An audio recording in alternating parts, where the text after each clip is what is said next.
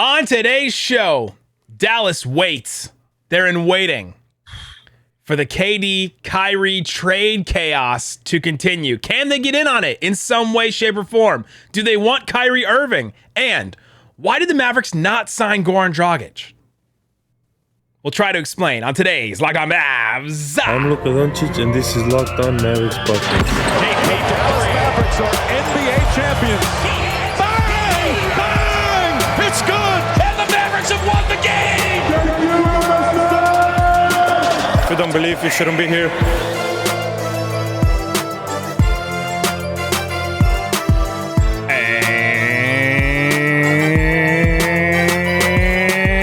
Welcome. You are locked on to the Dallas Mavericks. My name is Nick Angstadt, media member and NBA channel manager for the Locked On Podcast Network. Thanks for making Locked On Mavs your first listen every day. We are free and available on all platforms, including YouTube. But the best way you can help us grow the show is to comment anything below.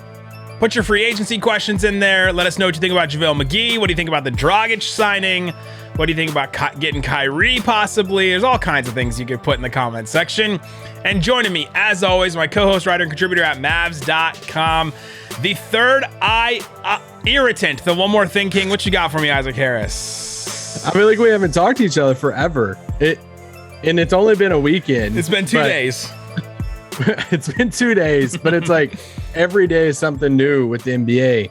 But I actually want to call out something I was texting you and joking with you about today. I was cracking some big jokes with you on a text today.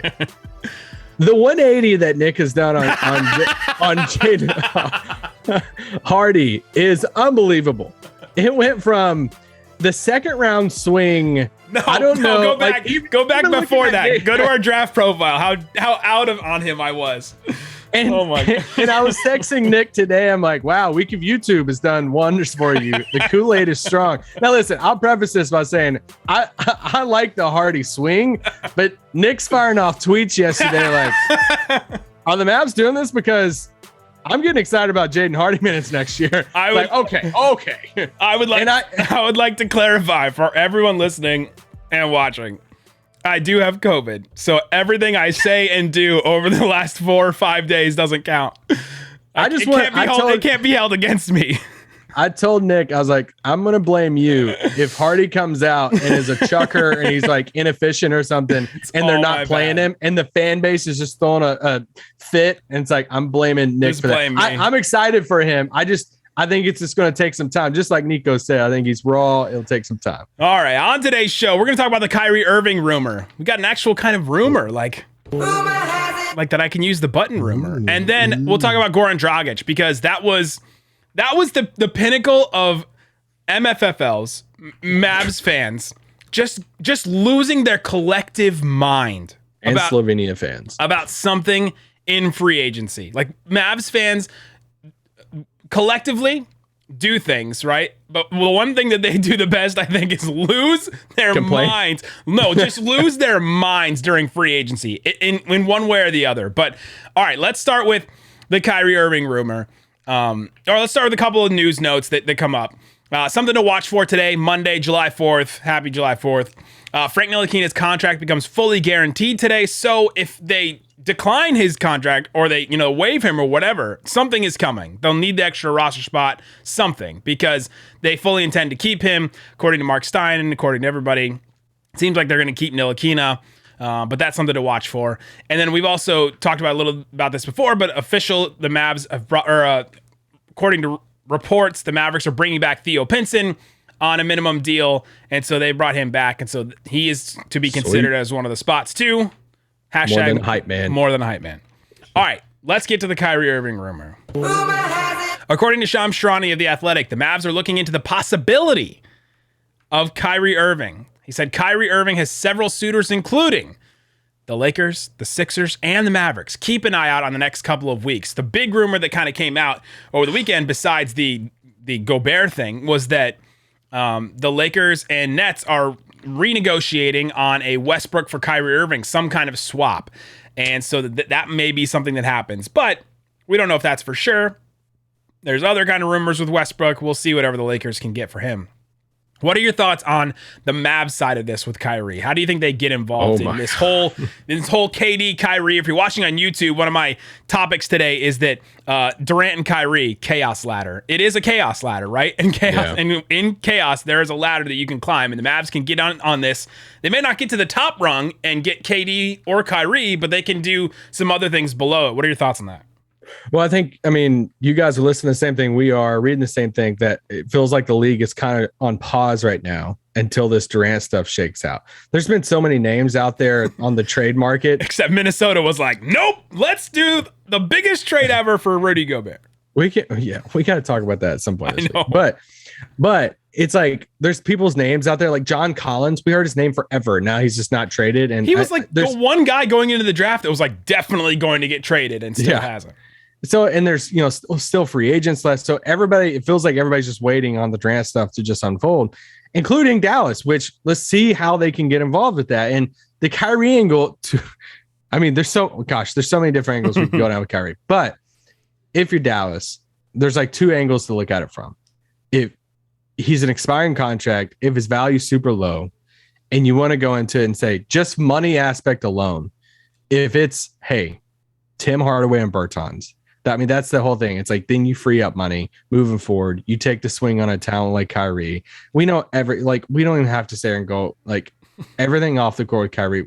I get all of that. I'm just trying to tell you the angle of it. You lose the secondary ball handler to Luka Doncic and Jalen Brunson. You haven't replaced him at all. We'll talk about Dragic in segment 2, but I got a conspiracy theory for you. And it could be the definition of this drop.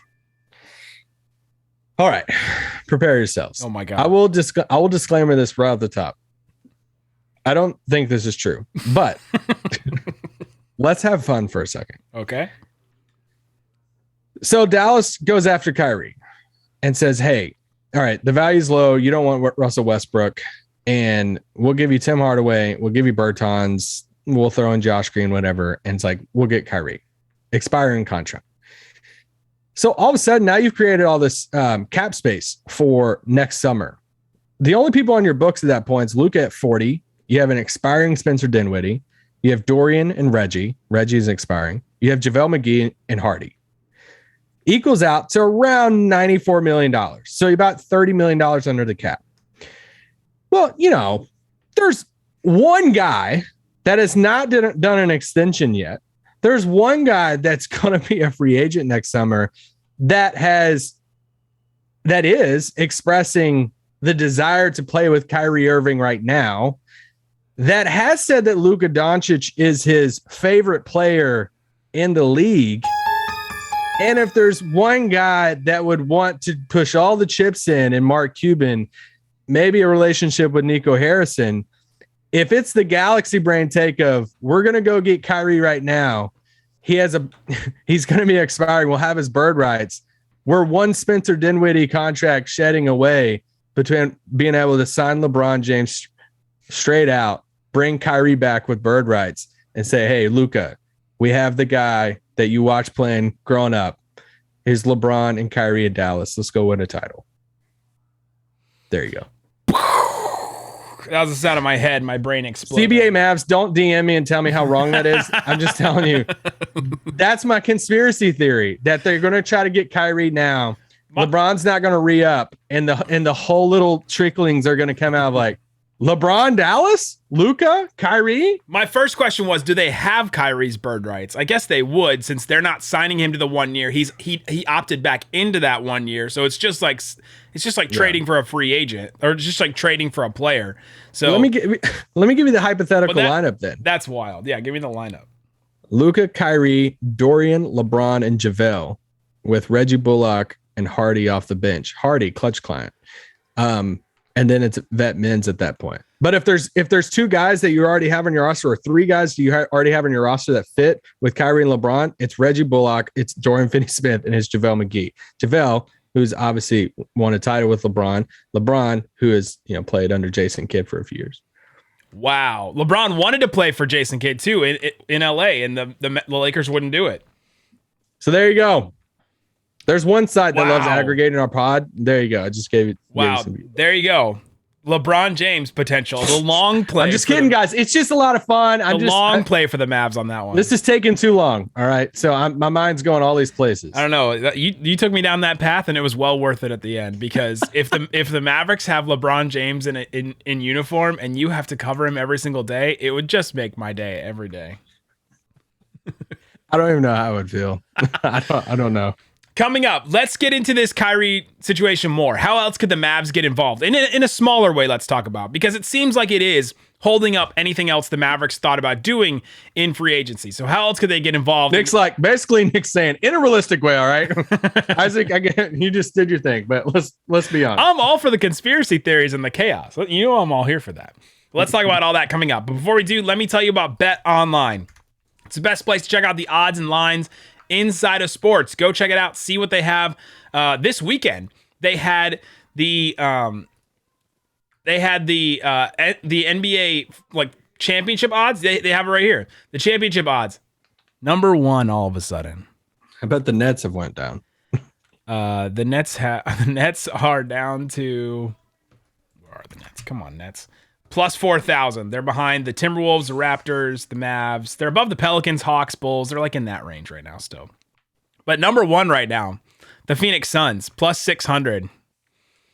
Golden State Warriors, really? plus 625. Yeah, that was the big move over the weekend, is that BetOnline moved them all the way up. Celtics after them. Then Clippers, plus 700. The Mavericks are plus 2,200. They're behind the Grizzlies, Nuggets, Sixers, Heat, Lakers, Bucks, Clippers, and all them. So if you're interested in that, go check it out. They also have a bunch of rookie season props. They don't have Jaden Hardy, to my chagrin, but they have a bunch of other stuff. Go check it out. It's BetOnline.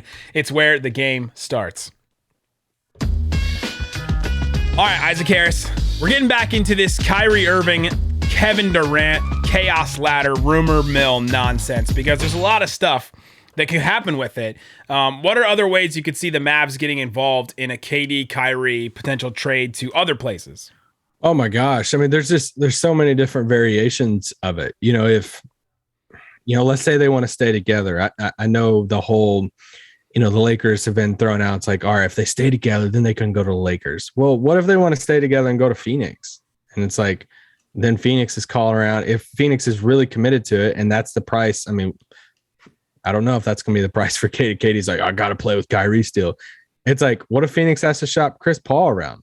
How would Mavs fans feel if Dallas is calling up saying, I mean, we'll take Chris Paul to fill into the Brunson role? I don't know. Like, how would Mavs fans feel about that? I feel like they turned on him so fast.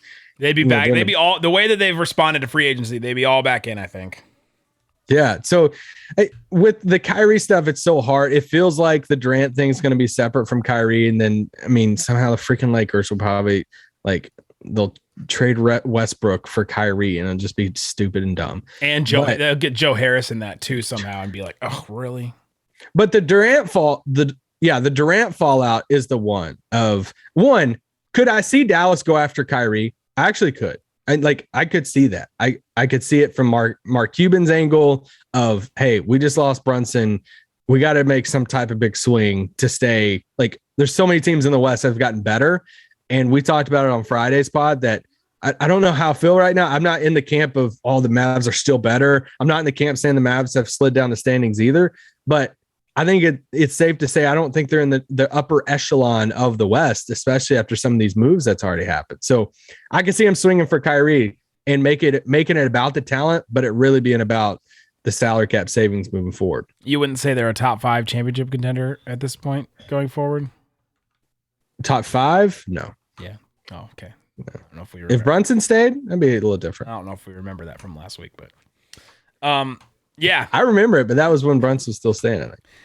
At this point, it seems like there is something. It does seem like there is some sort of like other move that is being made and the Mavs are sort of waiting for. But this is sort of what the Mavs have done in the past, right? Waiting for the Danny Green stuff to figure itself out. Like, what was it? It was the Kawhi Leonard situation. They kept waiting on that to see if they could get Danny Green. And then it just seemed like they wasted their offseason. Do you think this whole thing is a mistake? And I guess we'll get into Dragic here pretty quickly, but is it a mistake to just be waiting on all this stuff, or do you think that they have something that, they're really waiting on something else to happen for them to get involved? It obviously worked out with Kevin Durant the one time because they got Harrison Barnes. Yeah, I think it's hard to answer that right now before we see what happens. And it's like, yeah, if you let all these other things go and you didn't do anything, then could you say it's a mistake? But if they come out of this with a really good player and it's like, oh yeah, well, this is what we're trying to plan all along, then you're like, all right, what a mistake. Like an underrated like player that Dallas could be targeting right now, I'm just throwing out there just for fun that no one's talking about, is Ben Simmons. Like if Brooklyn's going in through this, and let's say they're really wanting Donovan Mitchell to be the main centerpiece of a deal coming back for Durant. Yeah. Well, I'm sure all of you've heard by now, like there's certain players you can't have on the team with Ben Simmons because the rookie max extension, all that stuff. Like Bam's one of those guys.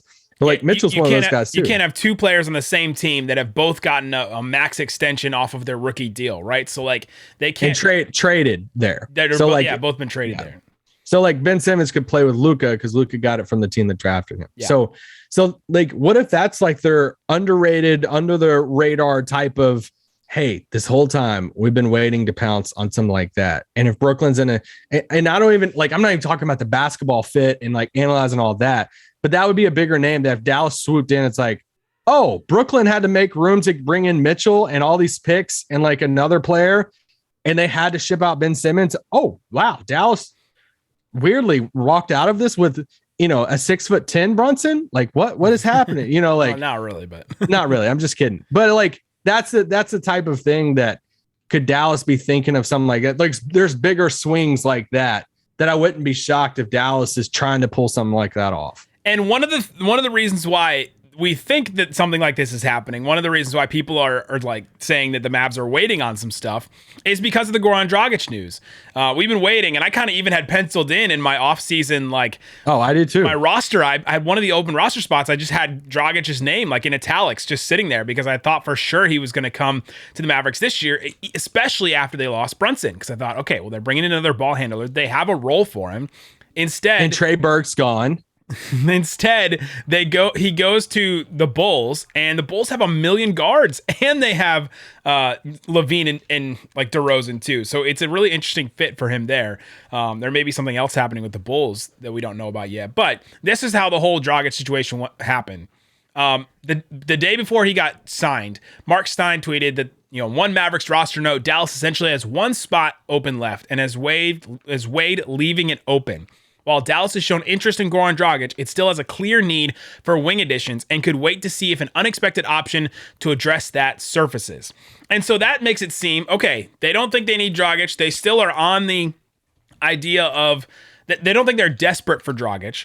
They still are on the, hey, we need to add another wing addition, which is one of the things that they said at the beginning of the offseason. We knew that they were going to go after a wing, and we agreed, like, I think all of us agree that is something that they need to address. Get another wing. We can't have Reggie Bullock and Dorian Finney-Smith playing the amount of minutes they did in the playoffs this last year. But you just lost Jalen Brunson, and you haven't replaced him in any way, so you need another creator too. You have a couple scorers on the team, but you don't have creators with the ball in their hand.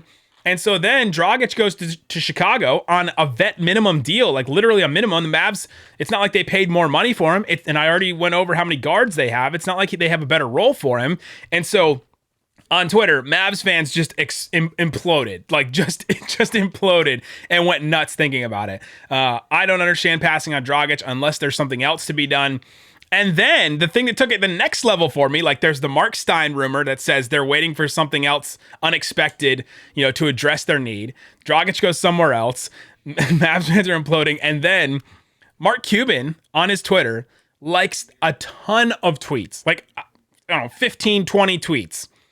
All just like calling out the Mavericks, saying you guys are doing nothing and, you should go die. Like just a bunch of like awful, hateful things about how the Mavericks are not doing anything free agency that all kind of stemmed from Dragic or hating the McGee signing or all this kind of stuff. And I kind of wonder if either Cuban is just doing the thing where, people on Twitter think that they're, talking to no one and that they're not affecting the people that they're talking about. None of these people even added Mark Cuban, or tagged him or anything. It was just his name.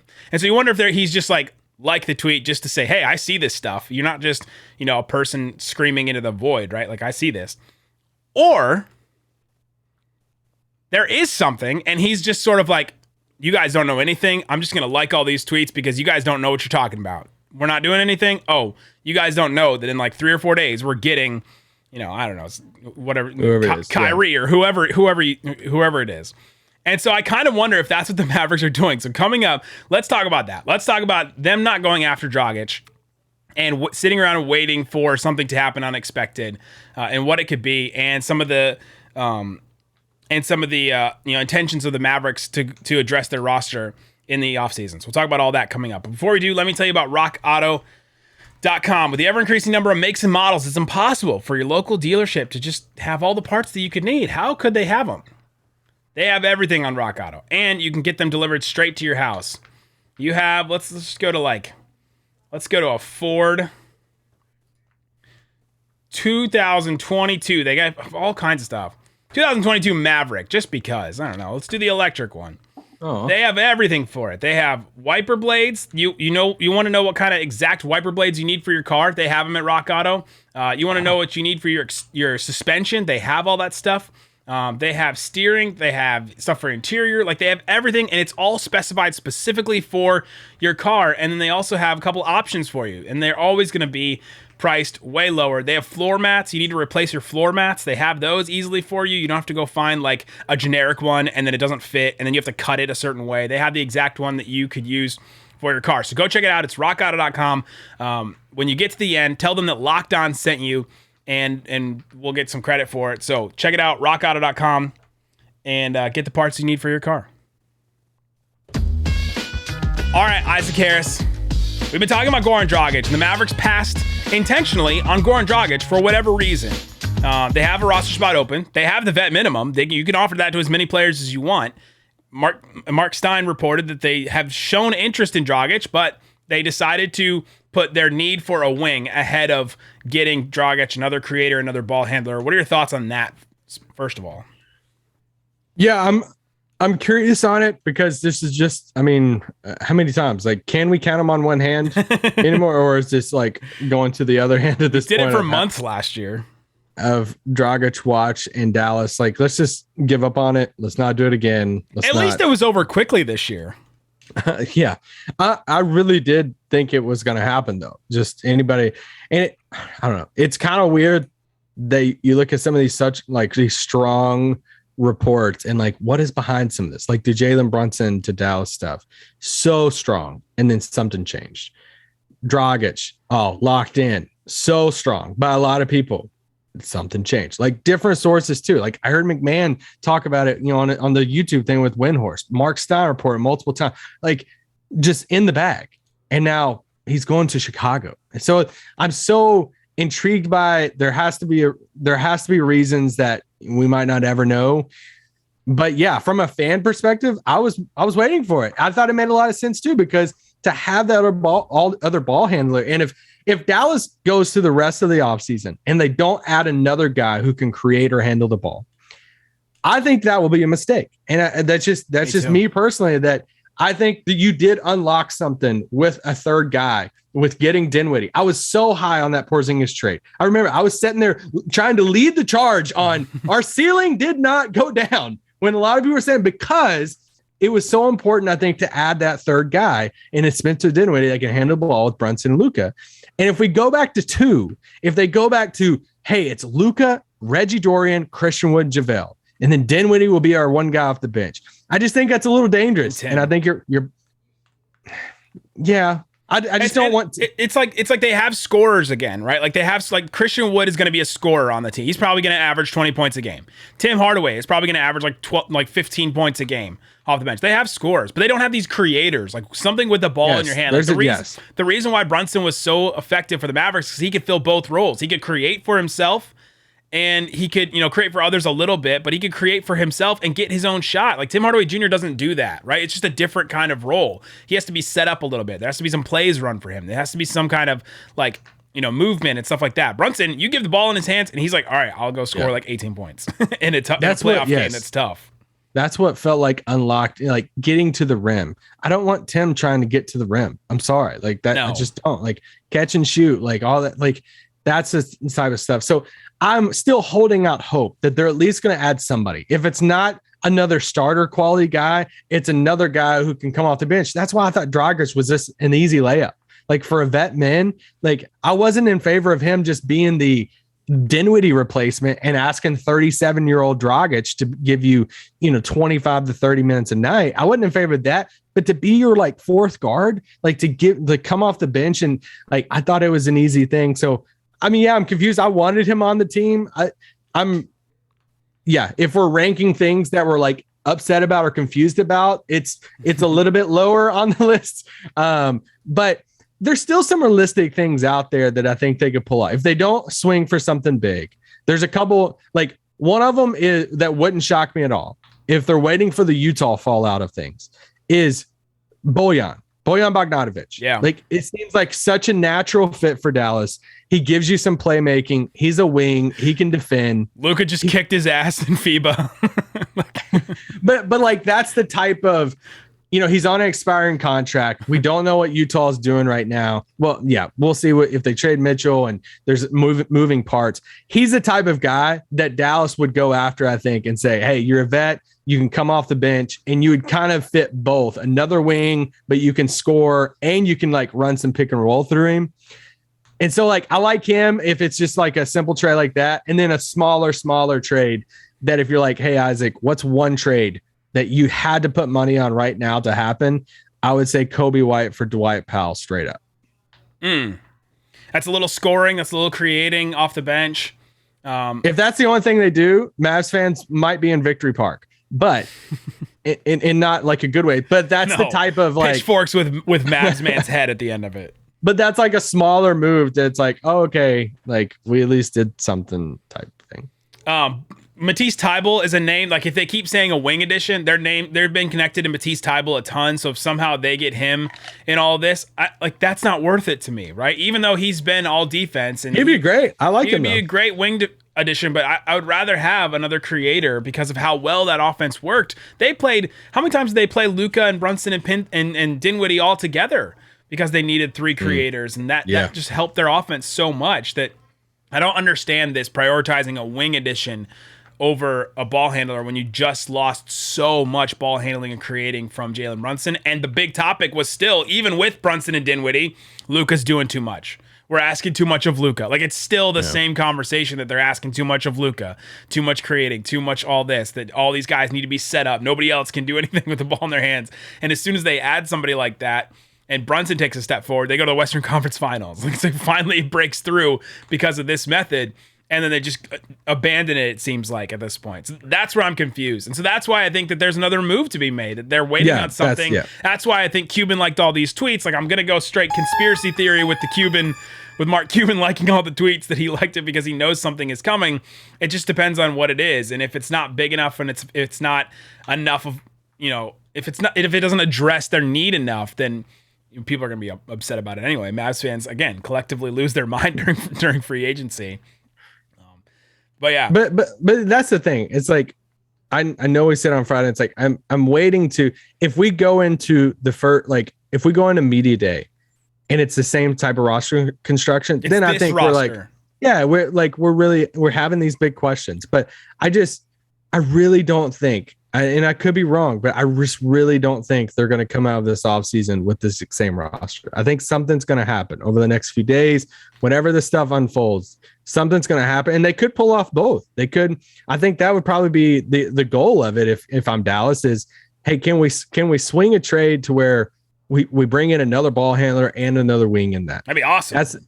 That would be awesome. So I'm really curious with that. And real quick, Colin Sexton thoughts. People threw out Colin Sexton over the weekend, and there was the fake, like some fake Twitter account that some I feel like 5 people sent me that DM. It might be a real Twitter account, but some guy reported that obviously is connected to the Cavs in some way, that said the Mavs offered the Cavs.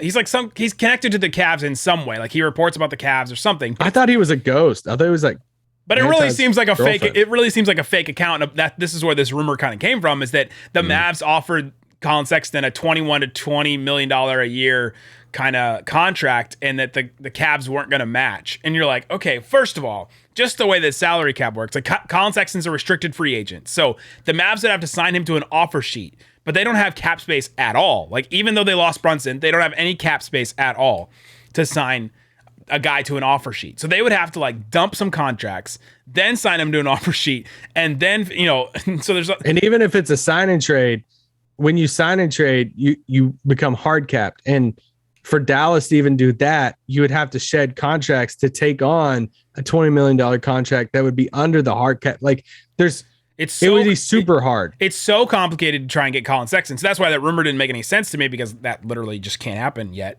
But to add a player like that, if they did all the complicated things, like would answer the question, right? I think that would be a good answer for all of this, right? Because he is a young guy that's been a 20-point scorer in this league. Now, he only scored 20 points a game on really bad Cleveland teams. So am I worried about that? Yeah, but if he's your scorer off the bench, that'll create a little bit, replace a little bit of what Brunson did. Maybe Dinwiddie steps up and then he becomes the guy that starts with Luka. Like, I think that would be a real positive in this. Like, I think, and Sexton's also still developing and all that kind of stuff. So like, I think that would be positive. It'd be a really good move. They could pull it off. It's just captually so complicated that I don't know if they can make it work at this point. He's fun. He's fun. He's young. I'm kind of like, it's kind of weirds me out that his situation hasn't like unfolded somewhere. Like if I was a team that had money or could approach in a sign and trade, like a younger team, I would go after him because I like him as a player.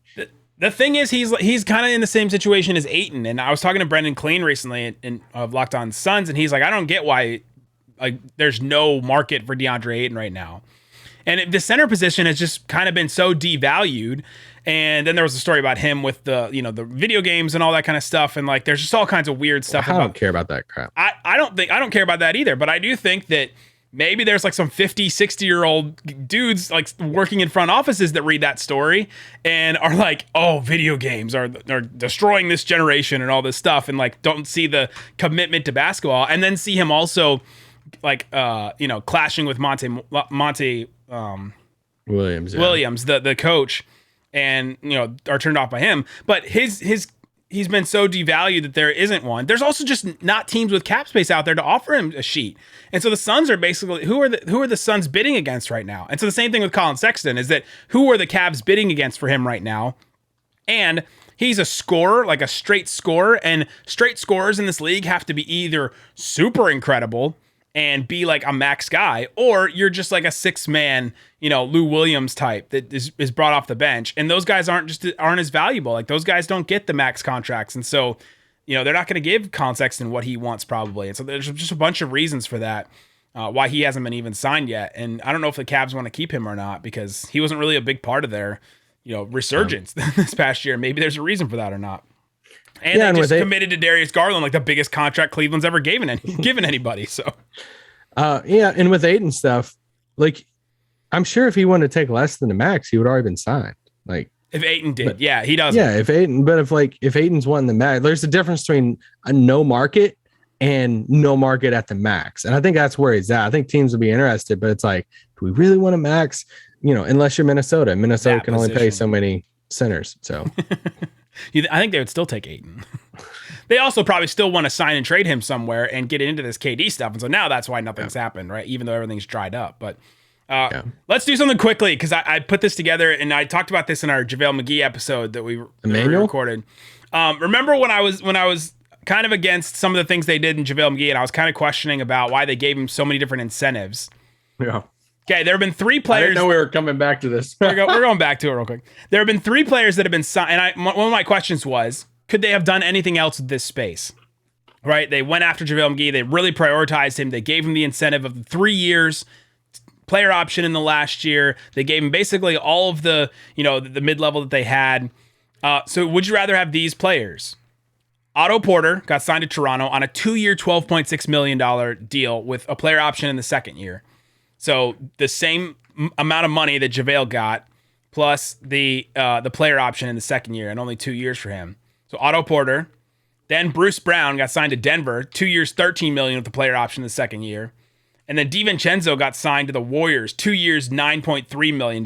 So that's even less than what those 2 other guys got. But basically, Otto Porter and Bruce Brown, the Mavs had the money to get those guys. Would you rather have gone after those guys than JaVale McGee? And that's my question.